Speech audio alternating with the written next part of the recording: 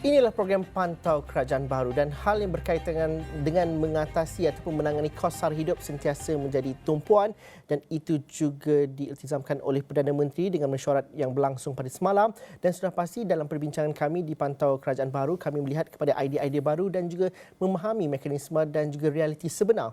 Sudah pasti kalau kita cerita pasal kos sara hidup, kita bercerita bagaimana peluang pekerjaan dapat diwujudkan dan bagaimana gaji juga dapat dinaikkan.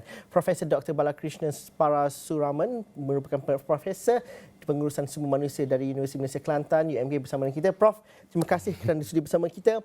Banyak wishlist yang diletakkan kepada kerajaan baru, tapi struktur kos sara hidup itu tidak akan berubah ataupun tidak akan dapat diatasi sekiranya tiada peluang pekerjaan, gaji juga tidak naik. Betul. Bagaimana kita memahami realistiknya untuk kerajaan baru ini bekerja dengan suasana dan juga situasi semasa dan juga apa yang perlu dilakukan pada ketika ini? Okay, thanks Zul inviting saya ke Sarawak ni. Arti pertama kali setiap kerajaan yang ditubuhkan, saya rasa saya pernah banyak kali menekankan hal ini pergi kepada rakyat. Sekarang ni kerajaan yang sekarang ni immediately kena start kerja. Tunggu kabinet lain, tapi PM kena bergerak supaya rakyat sekarang ni sengsara dari segi kos sara hidup lah. Okey, kos sara hidup ni walaupun kita katakan menekan dan gaji kita naik pun tak ada guna juga. Sebab kos sara hidup akan mengambil semua kos-kos gaji. Yes, efek tu. So kita naikkan 2,000 pun tak ada guna juga. Jadi saya rasa kerajaan kena pantau harga-harga barang tertentu yang utamalah. Dan itu penting kena buat. Dan bila kita buat ini, selain dari kita beri subsidi semua tu, patutnya gaji yang sekarang ni, saya rasa dah 10 tahun kita dah cakap pasal gaji minimum. Sekarang time to not gaji minimum lagi. Kita kena pergi gaji yang progresif. Gaji yang living wage, something like that. So saya rasa apa yang perlu tekankan ialah, of course dalam undang-undang, setiap 2 tahun gaji akan revise. Tapi kali ini, dengan kerajaan yang kita kata kerajaan yang baru ni, dengan kerajaan perpaduan ini, saya harap pergi kepada rakyat. Rakyat apa yang kendaki ialah mereka nak satu gaji yang boleh menyarai hidup mereka. Jangan pula kos sara hidup meningkat dengan tinggi, gaji naik pun tidak guna juga. Saya rasa ini telah ditekankan daripada negeri Sabah, Sarawak dan juga di negeri Kelantan dan sebagainya. Sebab kita rasa apa yang perlu sekarang fikir ialah, so dalam formula gaji minimum kita ada CPI, kita ada indeks harga lah. Jadi kita ambil kira itu. Jadi kali ini saya rasa Jawatan Kos Teknik Gaji Negara pun mengambil penting dalam hal ini dan kita akan tengok balik, adakah 10 tahun ini gaji ini masih lagi kita cakap gaji minimum ataupun kita nak bergerak kepada ini. Gaji yang sepatutnya dapat. Ya, sepatutnya akan dapat. Yang kita kena dua kategori. Satu B40 yang kita tahu gaji minimum, yang M40 M ke atas. Tidak bergerak ke mana-mana. Tidak bergerak, dia statik situ. Jadi mereka pun akan masuk B40 ni. Sebab ramai yang dapat gaji. Sebab tu kata Encik Zul nampak sekarang mereka pergi hailing. Sebab hailing ni memberi pendapatan tinggi. Tapi itu tidak menentu masa depan mereka. Prof menyebut mengenai e-hailing, tapi dalam masa yang sama flexibility yang ditawarkan industri e-hailing itu menyebabkan ramai anak-anak muda tidak masuk kepada sektor pekerjaan yang dikira dalam statistik. Betul. Bagaimana realiti sektor pekerjaan dan realiti ekosistem pekerjaan sudah berubah. Dan ini juga satu cabaran yang dihadapi oleh negara-negara bukan sahaja Malaysia tapi negara-negara maju yang lain. Di mana cara kerangka dan juga template untuk pengurusan sumber manusia itu masih lagi dalam kerangka lama. Tetapi zaman dah jauh berubah. Exactly. Bagaimana memahami realiti sebenar sekarang? Okey, saya tekankan sekali lagi Kalau sekali lagi lah tekankan PM sudah dilantik, saya katakan buat task force satu. Ada 3 kementerian penting di sini, Jazul. Kementerian Pendidikan Pelajaran di peringkat sekolah, Pendidikan Tinggi Universiti dan juga Menteri Sumber Manusia. Saya dah katakan letakkan task force dengan pakar-pakar dalam ini. Kita kena tengok balik silibus daripada tadika sehinggalah ke universiti. Baru boleh cakap pasal pekerjaan. Sebab kalau kita cakap pekerjaan bukan daripada universiti, daripada tadika lagi kita dah bentuk anak-anak kita ke arah mereka nak pergi. Sekarang kita kekurangan sains STEM lah kan dalam bidang tertentu. Jadi saya risau dalam masa 5 akan datang banyak pelajar kita tak berminat untuk pergi belajar di universiti. Ini penting sebab universiti ini mengeluarkan graduan dalam bidang yang bukan sasia, soft skill tapi juga bidang-bidang kritikal. Jadi dalam konteks apa yang katakan pekerjaan diwujudkan ini mesti kena kepada kumpulan tertentu. Contohnya katakan yang graduan.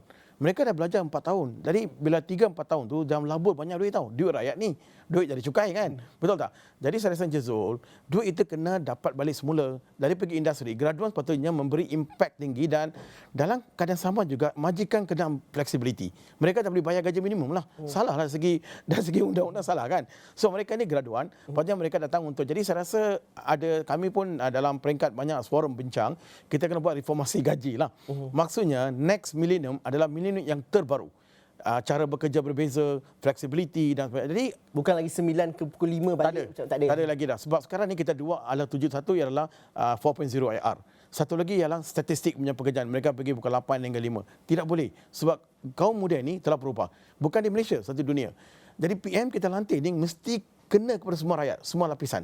Sebab tu kita nampak baru ni 18 years old undi tau. Dari 5 tahun akan datang mereka undi lagi dan mereka perlu diselesaikan. Jadi apa keperluan mereka? Saya pun dari golongan yang macam katakan X tapi saya sangat dekat dengan dia orang, dengan hati mereka. Saya tahu apa yang mereka perlukan. Yes. Contohnya saya bagi tahu Cik Zul, saya beri mereka kebebasan yang sangat untuk mereka dan mereka telah mungkin telah menang satu pertandingan bursa stock exchange challenge menang walaupun kami kecil tapi cara saya mengurus mereka berbeza. Saya bukan seorang profesor, saya bagi rakan mereka. Bagi flexibility kepada Yes, mereka. flexibility dan bersama dengan mereka. Jadi nampaknya mereka boleh gerak, mereka menang. Jadi saya tengok fleksibiliti pekerjaan hari inilah kita wujudkan pekerjaan banyak dengan menarik pelabur asing, tetapi dalam masa sama juga gaji perlu dilihat semula. Tapi tanpa gaji mereka nak pergi mana? Jadi rakyat ada banyak kategori. Jadi B40 kena gaji minimum, M40 pergi ke arah tinggi. Jadi majikan perlu duduk sekarang. Sekarang ni adalah zaman pekerja. Sorry to say dia punya aliran telah berubah. Zaman pekerja boleh menentukan tahu nak ke mana mereka pergi. Jadi majikan pula kena berunding dengan pihak pekerja. Tapi Prof, kalau kita melihat, ya kita cerita ni kerajaan baru, kerja perlu dilakukan, ekspektasi cukup tinggi. Seolah semua boleh selesai dalam masa 3 bulan. Realitinya tidak begitu. Bagaimana Tidak kita menguruskan persepsi? Rakyat pun kena faham bahawa yang kita cerita ni adalah peluang pekerjaan yang dijanjikan dalam manifesto parti. Semua cerita pasal 1 juta, 2 juta. Yes. Tapi itu tidak semudah yang dapat dijelmakan. Apabila kita buat kerja, time frame itu juga perlu diuruskan persepsi minda kita. Betul. Bagaimana kita meletakkan Saya rasa KPI kepada kerajaan? Cik Zul, banyak negara dunia ni dia bukan letakkan pilihan raya. Polisi sudah ada. Kita one of the best policy in the world tau. Kita ada polisi sumber manusia, ada undang-undang pekerjaan. Semua lagi kita teruskan saja.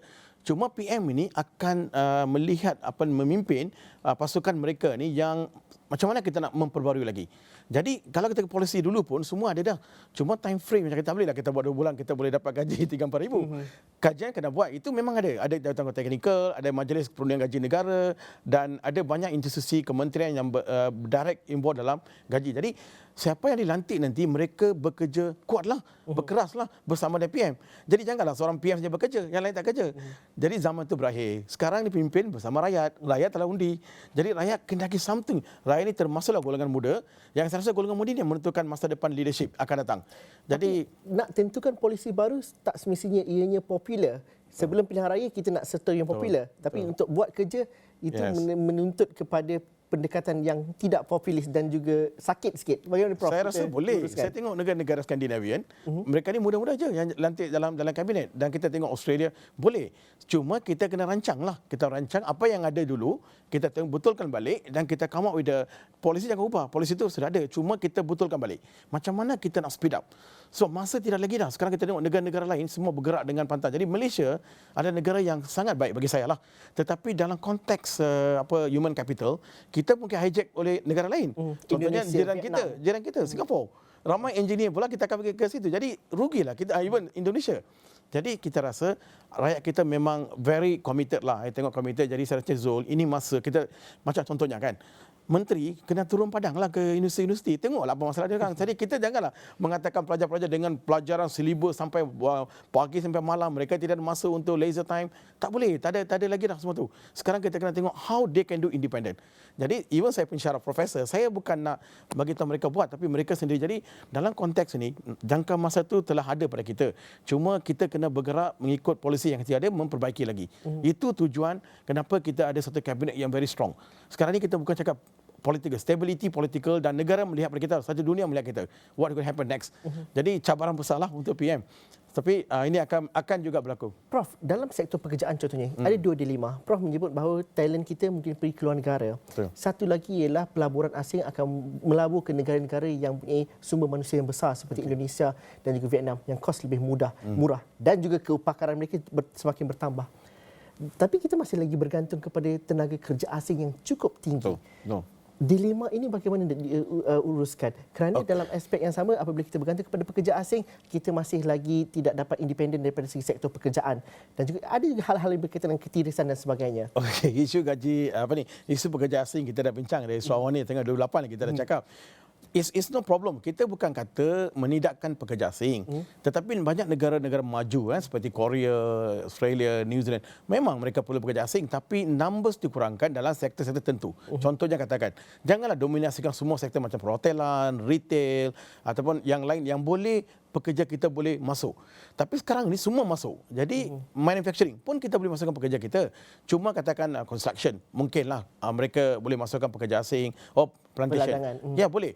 Tapi sektor-sektor lain perlu masuk. Jadi untuk menarik mereka ni sepatutnya kempen besar kena buat. Jadi agensi kempen besar dan juga gaji besar juga. Ya, menarik mereka. Jadi mereka rasa Malaysia is the heaven nak kerja situ. Jadi mereka bukan gaji saja Jezul. Lain-lain perkara seperti kemudahan-kemudahan bonus ke ataupun perumahan ataupun kemudahan lain yang mereka macam flexibility hours very important. Jadi mereka masuk. Kalau kita asyik nak kata gaji ini dan suruh masuk, mereka tak akan masuk. So this is the thing have to change lah dalam polisi sumber manusia di syarikat sendiri.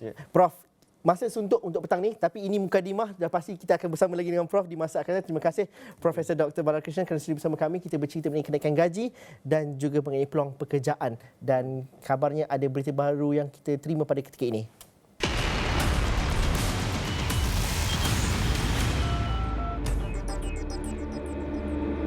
Ini adalah berita yang baru kami terima. Berikut adalah kenyataan media oleh pengerusi Majlis Penasihat Pengguna Negara Muhammad Azmi Abdul Hamid di mana Majlis Penasihat Pengguna Negara mengalu-alukan langkah Perdana Menteri Malaysia yang mengambil langkah segera untuk menumpukan perhatian dan gerak kerja kepada isu kos sara hidup rakyat sebagai agenda pertama. Mengadakan mesyuarat dengan mengetepikan cuti hari Ahad menunjukkan seriusnya beliau untuk berikan perhatian kepada isu tersebut. Kementerian Perdagangan Dalam Negeri dan Hal Ehwal Pengguna KPDNHCP sudah pasti merupakan agensi di hadapan dalam soal ini dan Majlis Penasihat Pengguna Negara MPPN perlu berperanan membantu merealisasikan keprihatinan Perdana Menteri.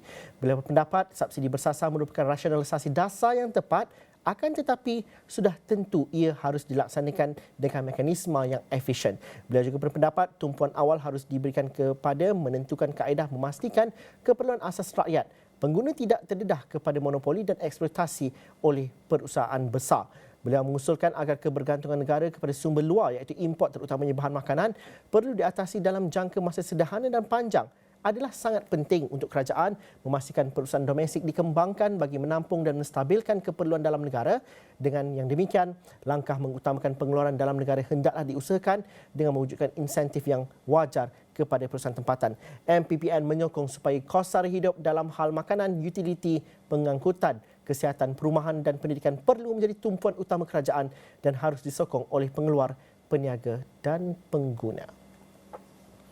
Sekian saja Pantau Kerajaan Baharu yang bersiaran pada jam 2 petang ini. Kita jumpa lagi nanti. Terima kasih semuanya.